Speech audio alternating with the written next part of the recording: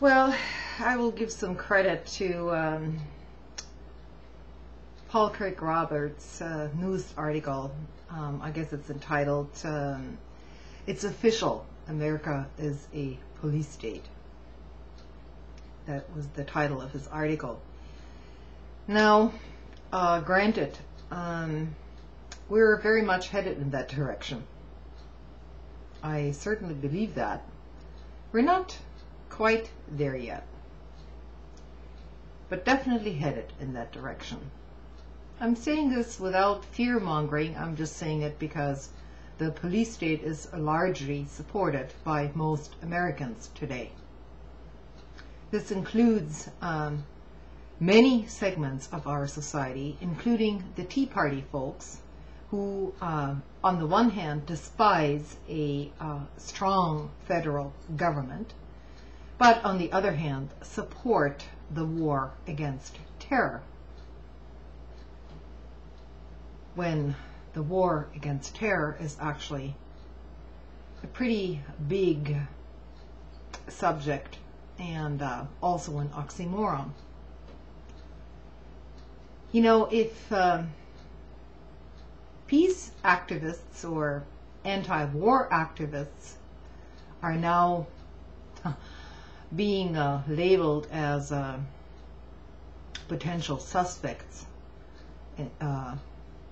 posing a potential security threat to the United States, then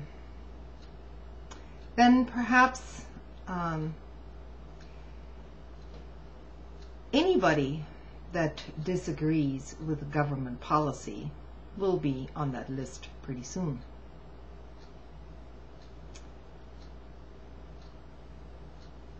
This is nothing new, basically, in American history. Nothing new at all. The tactics differ from time to time. This time, you know, they're going after anti-war activists while at the same time basically putting a damper on any kind of activism, so to speak, which might slightly disagree with official policies. It's a well-known tactic of intimidating those who might speak out, but who will now think twice about the consequences of speaking out. So let me make this very clear. I am against the war in Afghanistan. I'm against the war in Iraq. I was from the beginning, as I was against the war in Afghanistan. Because the underlying policies behind these wars are not freedom and liberty. They are about the control of resources across the globe. In other words, nothing else but imperial policy justified by government action and by the big corporations who profit from such actions.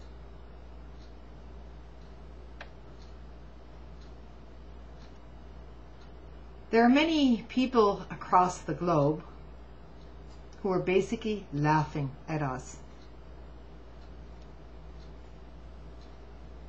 because this has gone on throughout centuries, you know. It's not at all uniquely American to believe that you are the, let's say, chosen people, the exception to everything else that has gone on before. That's probably the biggest illusion of all.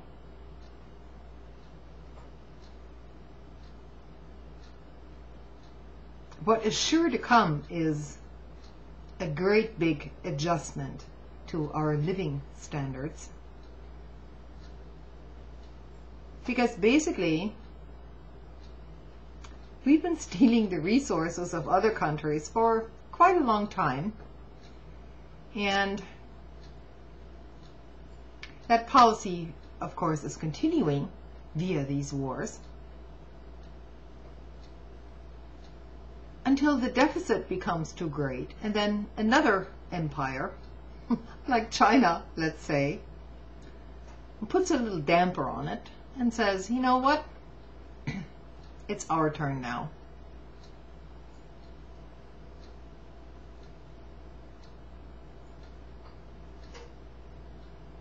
All of us are, in one way or another, involved in this gigantic hypocrisy.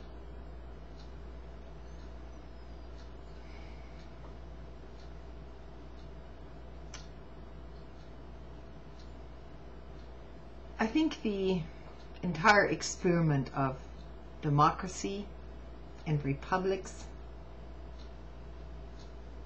is basically pretty much over.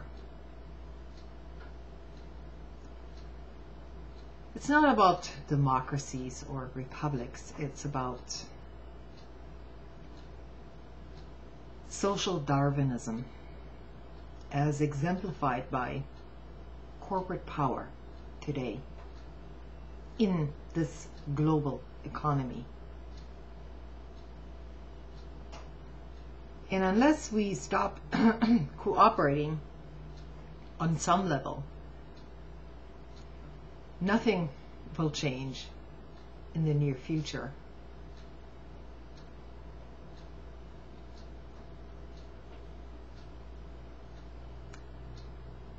So if you're still thinking about voting,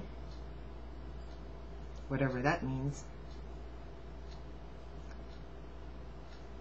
then you have two choices. Either, well, of course, either you don't vote at all because you're tired of the whole fucking game, or you make a principled vote. You vote for those people who you think are acting in your own interest most of the time. Now, there is no such representative in the universe that will vote for your interest every time. It's impossible. Or, once again, you will vote for the lesser evil. In other words, a sort of strategic vote to hold off, in your belief, something even worse. So that's, it goes round and round, you see. There are no easy answers to this at all.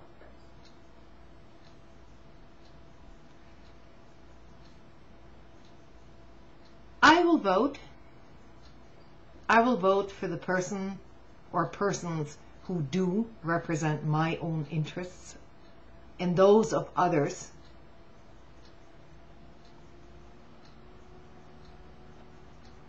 But I will not make a vote on the assumption that some lesser evil is better.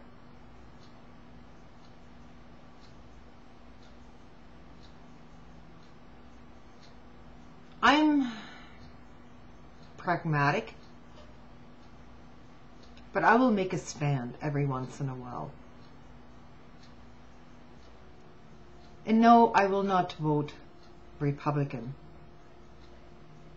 I will not vote for any Tea Party candidate. I will also not vote for any blue dog conservative Democrat. or their leadership.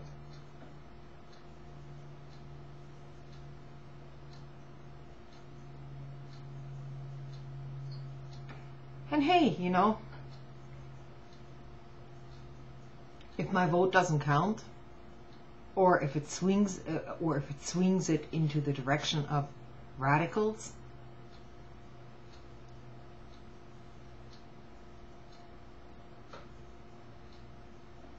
then it just proves that our system is broken.